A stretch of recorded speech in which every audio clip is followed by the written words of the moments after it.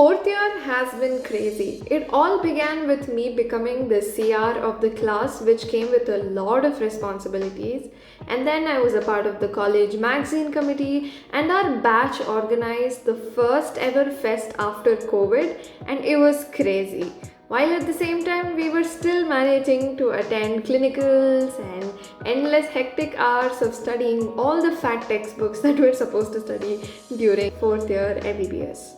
But then things were about to get crazier because now it was time for us to sit down and study for the most stressful exam of fourth year, that is the fourth year final exams, which is going to determine whether we are going to become doctors or not.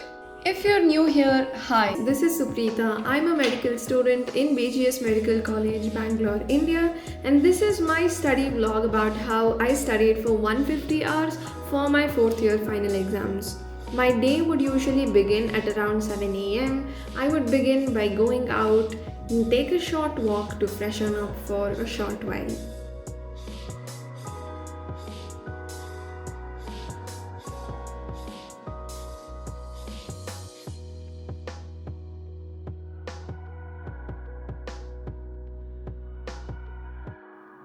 After a quick cup of coffee, I would go through my study timetable that I would have prepared a few days before and sit down to study for the first session of the day.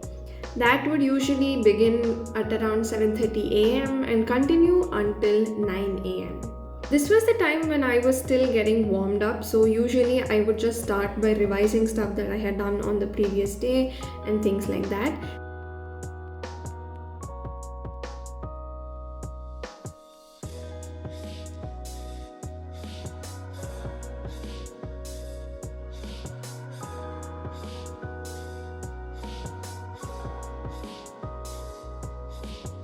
And then after a quick breakfast, I would sit down to study for the second session of my day, which would last from 10 a.m. to 1 p.m.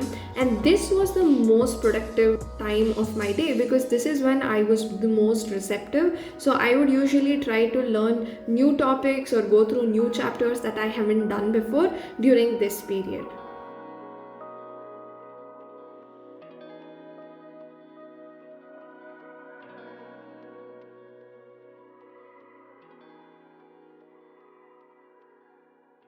So if you guys noticed, while I was studying, I always made sure I had two books with me. So these were the exact books that I used to use. The first book is more of like a scrapbook for me, and the second book is more of like a points book.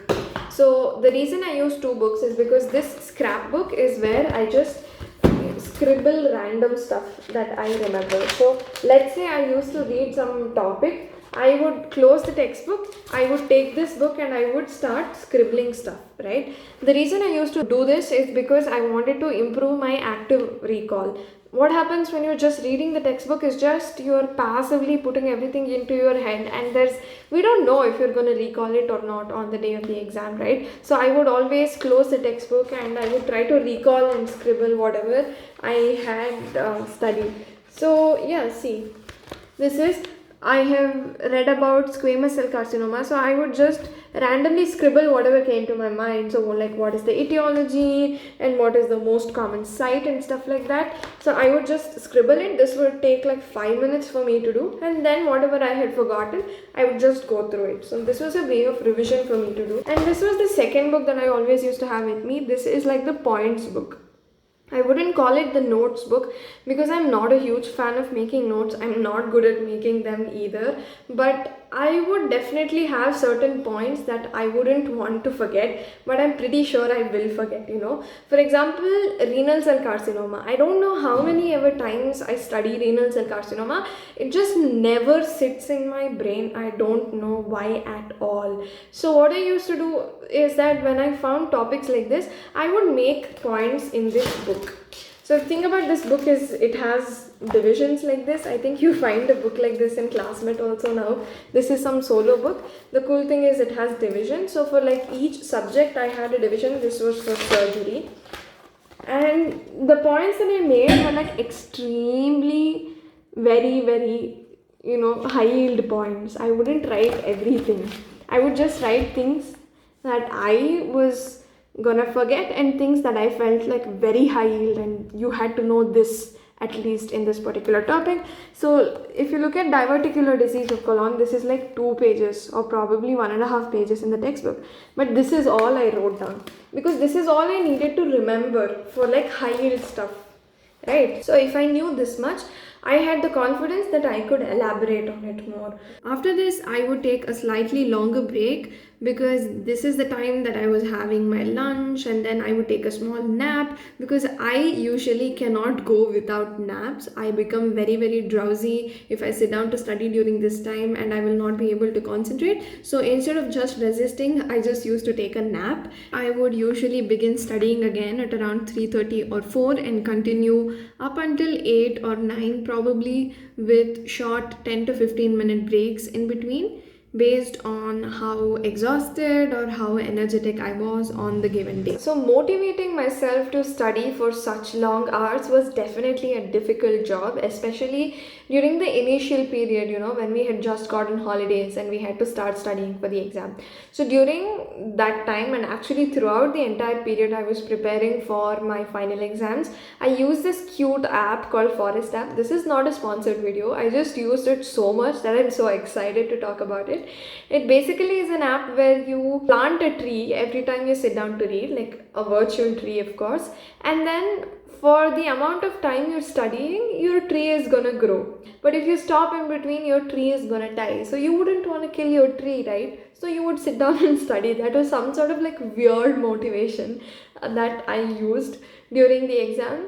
And yeah, it was pretty useful. I don't know. You guys can also check it out and tell me if it was useful or not. Every day after my studies, I would write down something called a daily log where I would record how many hours I studied for the day, how I was feeling for the day, and things like that, so that I could make efficient use of my time on the next day, as well as reflect upon how things are going so far and what I can improve.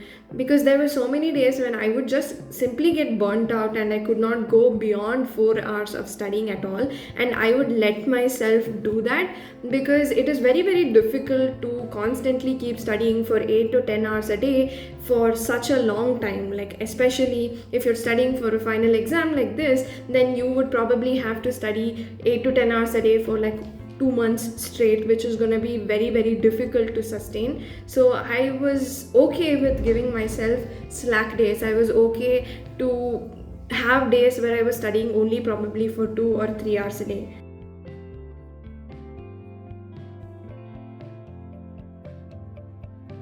So to finally reveal how much I studied, if you guys look at my Forest app, it shows that I studied for about 9,005 minutes, which comes up exactly to 150 hours.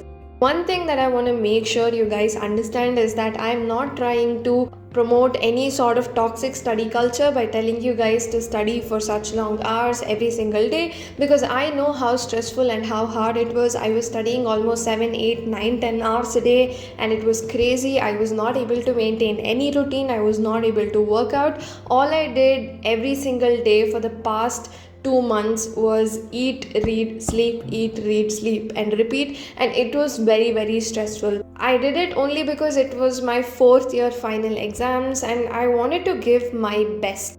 So that is all for today, guys. I hope you enjoyed watching my vlog. It was a crazy ride. It was very, very stressful. That is the reason why I just wanted to document this whole journey, because it is the final exam of my entire MBBS life. I hope you guys learned something valuable from it, and if there are any questions or any queries, please ask me in the comment section below. I'll try to answer them. I hope you guys have a great day. Thank you for watching. Bye.